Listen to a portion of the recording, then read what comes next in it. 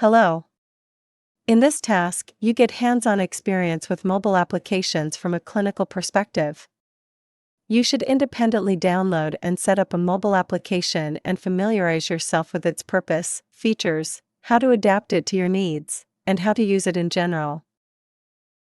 You can choose between the Dailyo Journal, Fabulous, Productive, and the Daily Tracker Journal and Diary mobile application. You can find a PDF file with links to the mobile applications in the iMooX. You have 30 minutes to complete this task. After downloading and familiarizing yourself with the chosen mobile app, you must create a step-by-step guide for the application. The guide should let your fellow students download and use the app easily. The method you choose to develop the guide is optional and can be text, video, or other. You have 30 minutes to create the step-by-step guide. Once you have created the step-by-step guide, you will be paired with a fellow student.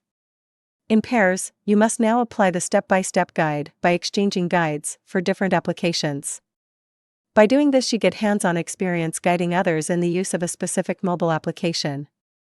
You have 30 minutes to complete this task. We hope you will have fun completing these tasks.